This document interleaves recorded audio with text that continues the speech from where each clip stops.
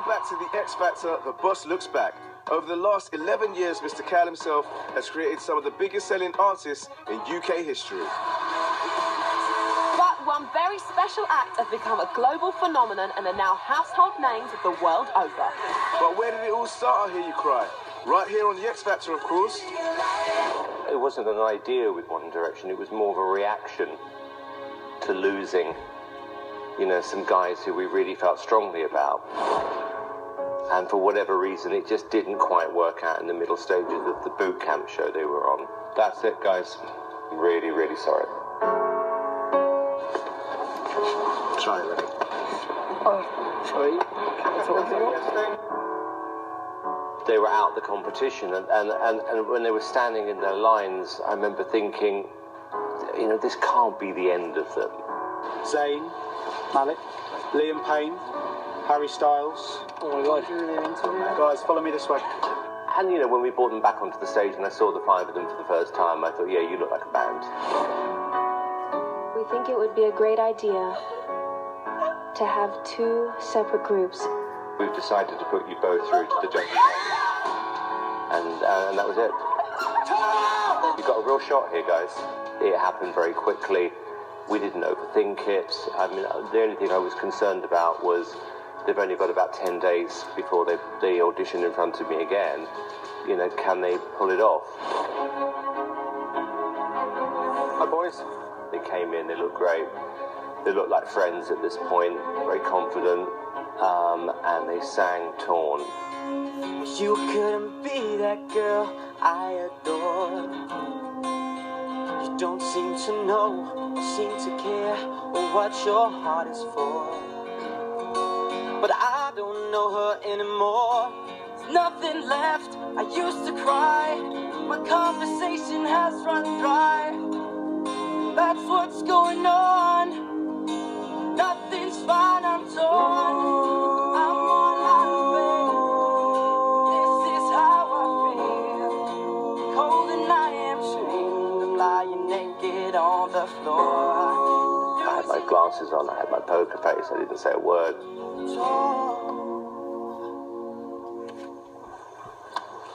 See you later. And they walked round the corner. We jumped out of our chairs, me and Sunny. Thank God for that. Thank God for this band. I've gone with my heart. You're through.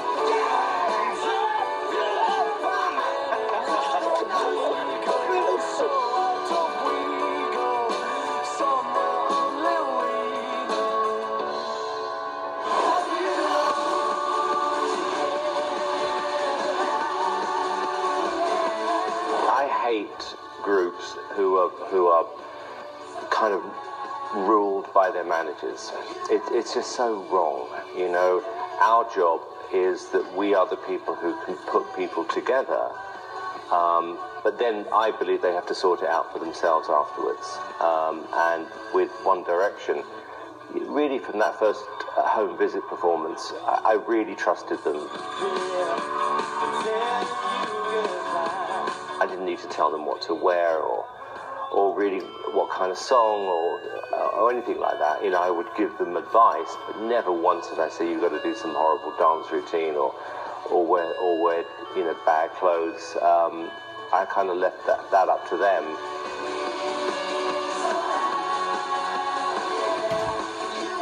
And they were smart enough to have worked it out by this point, because they weren't puppets, and never would be.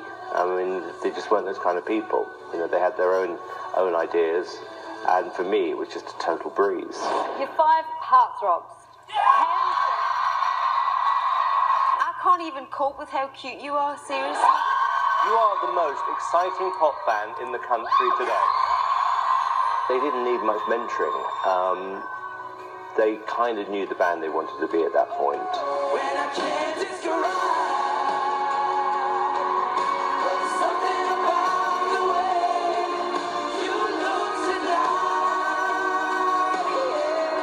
We spent quite a bit of time together getting to know each other. I trusted them, they trusted me, and I said to them, look, whatever happens, you've got to have fun through this period.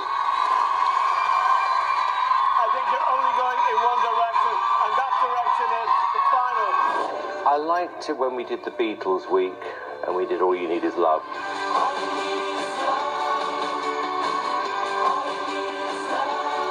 And everybody else was doing sort of straight cover versions of the Beatles that week, and we found this kind of cool version, and they did their own thing.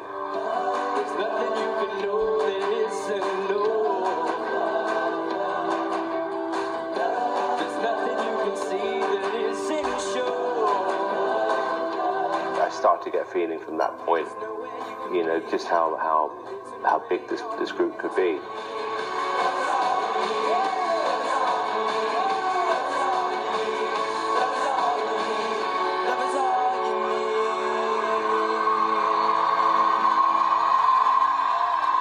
What started to happen really from week one is that we had this big group of fans who straight after boot camp had formed an attachment to the group, and so from week one there were like 300 fans outside the studio, and I'm thinking I had no idea who they were there for, and I went to talk to them.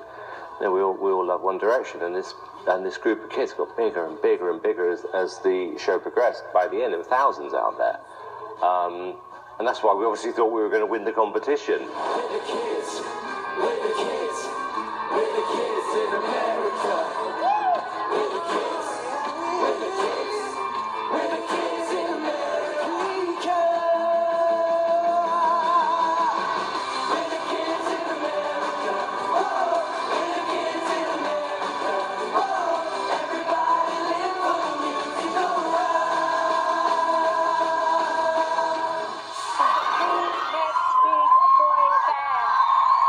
And we went into the final, and I was feeling really confident.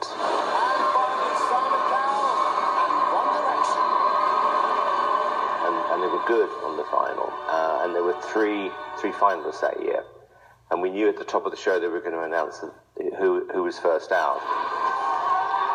The public have voted. I'm about to reveal which two acts have received the most votes and will compete head-to-head for the X Factor title, and which act has received the fewest votes, finished third, and will be leaving the competition tonight. Good luck to everyone. Thank you. At that point, it's like this is ours to lose. The first act through to the next stage of the final is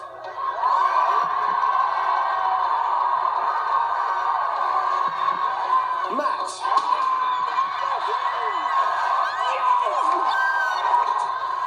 The second act, still in the final, is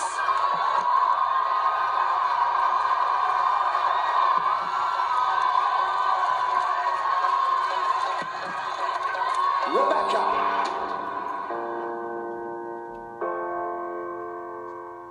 I swear to God, it was like being punched in my stomach. Because I really wanted them to, if not first, second.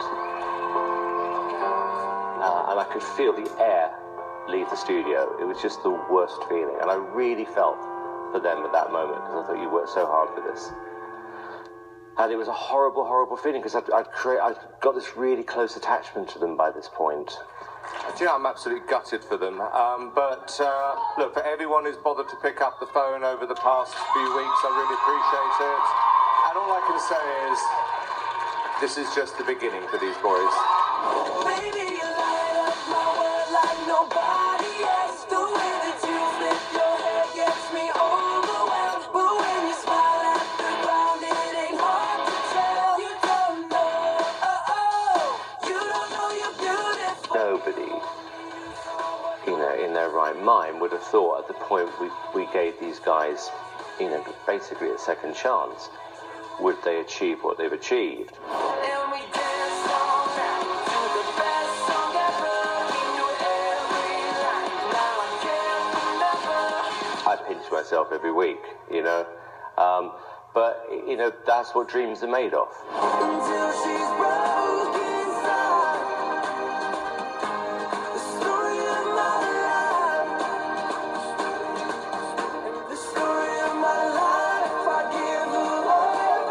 They certainly are. Since finishing third in Series 7, One Direction have gone on to conquer the world, selling over 65 million records, a #1 blockbuster movie, 115 worldwide #1s, 4 Brit Awards, their own fragrance, 88 million followers on Twitter, and over 4 billion views online.